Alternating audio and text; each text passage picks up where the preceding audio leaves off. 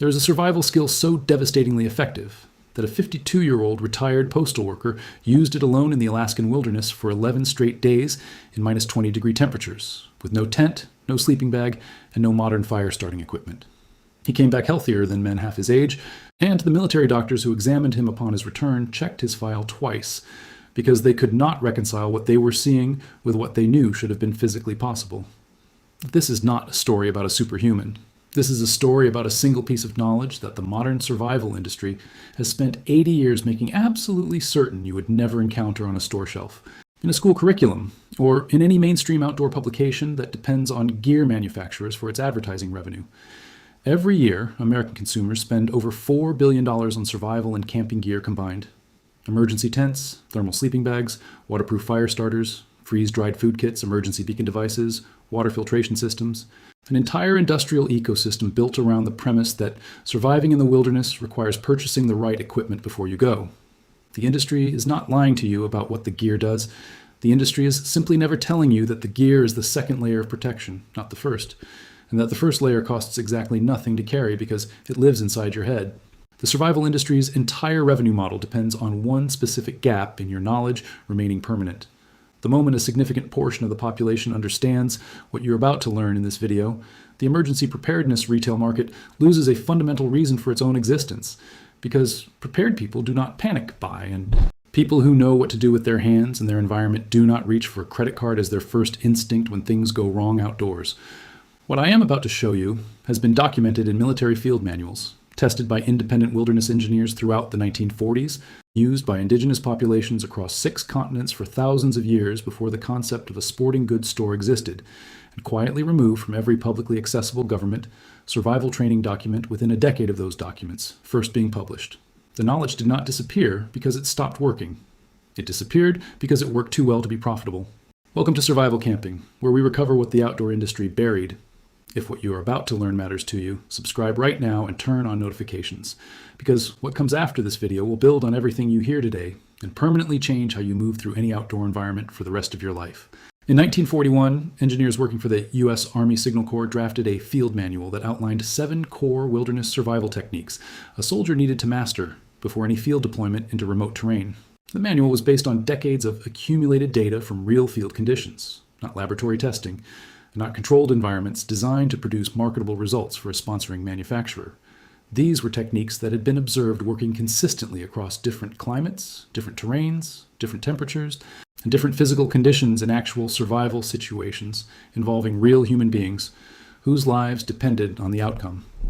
The manual was distributed to training facilities across the country in 1942 and immediately drew the attention of 3 separate commercial interests, who contacted the War Department within 6 months of distribution, requesting that certain sections be reviewed for what they described as public safety concerns.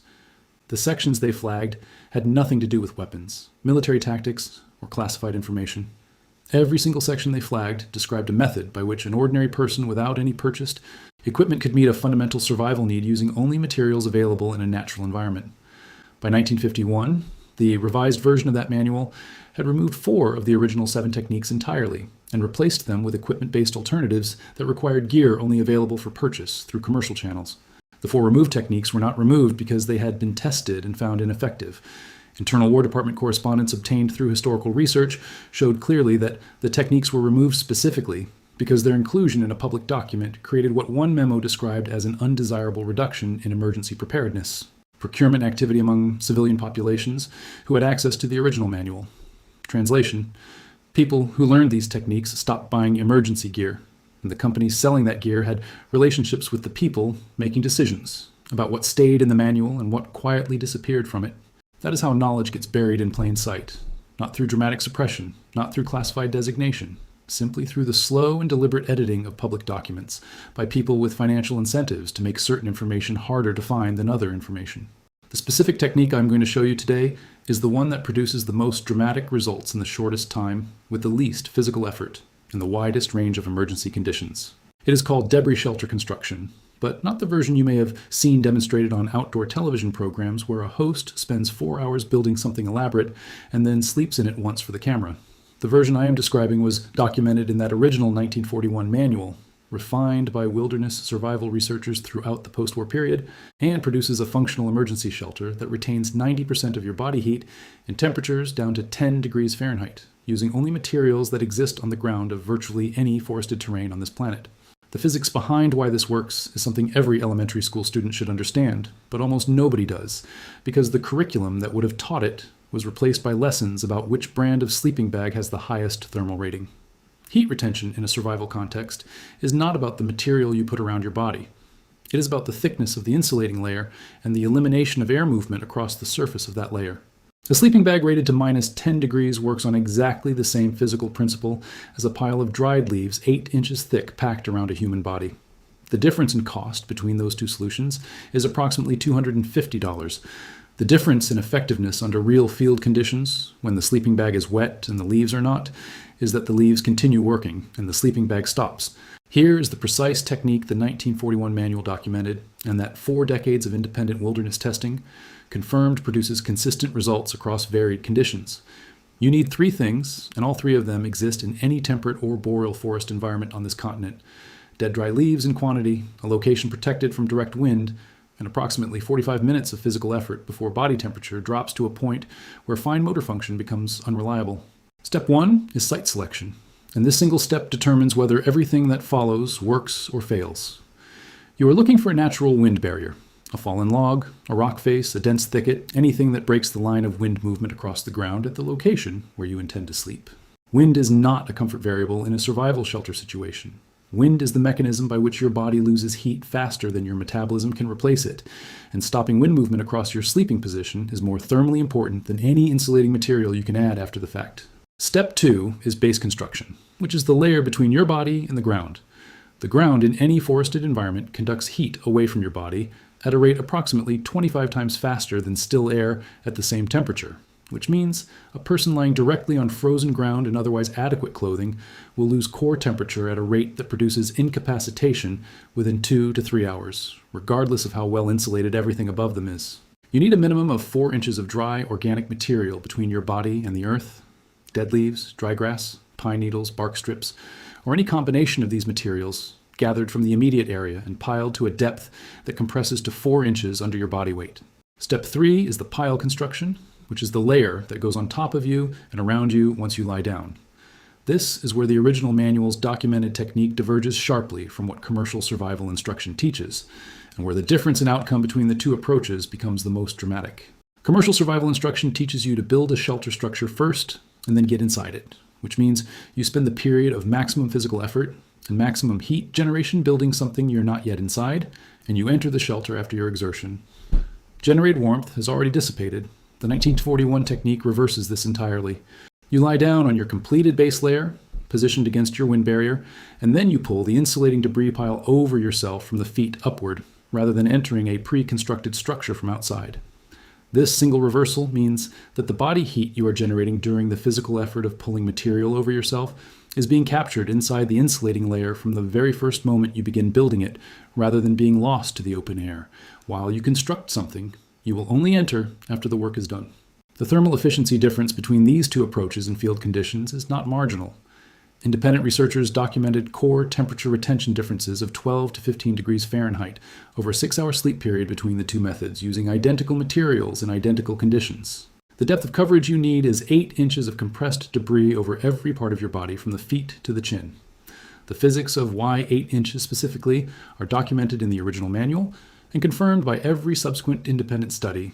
At 8 inches of compressed dry organic material, the thermal resistance of the insulating layer exceeds the rate of heat loss from a resting human body at temperatures down to approximately 10 degrees Fahrenheit, meaning your body heat output is greater than your heat loss rate and your core temperature stabilizes rather than continuing to fall. Below 8 inches, the equilibrium tips the other direction, and core temperature continues declining, regardless of how long you remain still. The carbon clearing effect of this knowledge is something that builds over time exactly the way any practiced skill builds. The first time you do this, in a practice session on a mild evening when nothing is at stake, you will probably take 50 minutes and produce a debris layer that is uneven and has gaps you will not notice until you are cold. The third time you do this, you will take 30 minutes and produce something that keeps you genuinely warm through a night that would have been dangerous without it. By the 10th time, this becomes a 45-minute automatic response to any situation where shelter is needed and none is available, and that response costs you nothing because the materials are always already there wherever you are. This is what the outdoor industry does not want you to practice. Not because practiced people get hurt, but because practiced people stop spending.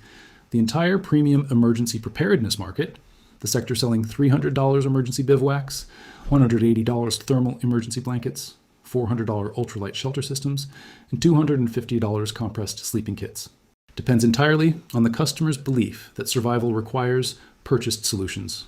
The moment you spend 3 evenings in your own backyard practicing this technique and realize that you can stay genuinely warm on a 40-degree night with nothing but what is on the ground around you, you look at that $300 emergency bivouac on the store shelf very differently than you did before. Now understand what else this technique connects to, because debris shelter construction is the foundation skill, not the complete picture. Body heat retention solves the immediate survival priority. A human being loses the ability to make good decisions within 2 hours of core temperature beginning to drop significantly, which means every other survival skill you possess becomes inaccessible to you if you cannot maintain your core temperature first. But once you have solved heat, you have time, and time is what allows every other survival need to be addressed systematically rather than desperately.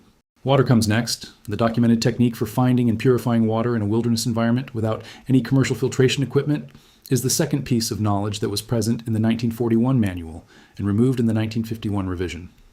Fire starting without commercial tools is the third. Food sourcing from the immediate natural environment without hunting equipment is the fourth.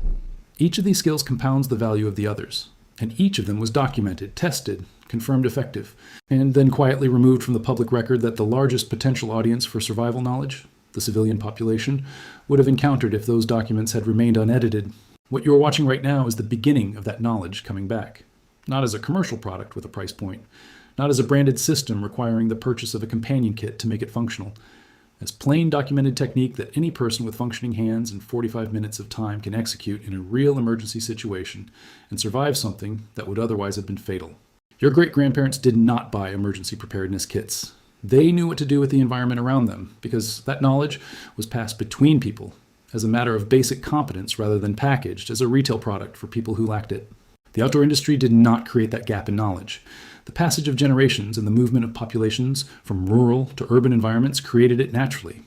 But the outdoor industry recognized that gap as a revenue opportunity and spent the past 80 years deepening it rather than closing it, because a gap in knowledge that can be filled with a product is worth more than a gap in knowledge that gets closed by a free video. Every video on this channel is one more piece of that gap closing. Every technique we document here is one more skill that lives in your head permanently and costs the survival industry exactly nothing to put there, which is precisely why the survival industry will never put it there for you. Subscribe and share this with one person you know who has ever felt genuinely unprepared outdoors, not because they lacked equipment, but because they lacked the knowledge that equipment is supposed to replace. Every share is one more person who will never look at a survival gear shelf the same way again, and every like tells the algorithm that practical knowledge matters more than premium gear recommendations. The next video goes deeper into the water and fire techniques that were removed alongside this one, and what comes after that will make everything in today's video feel like the very first page of a manual that someone spent decades trying to make sure you would never read.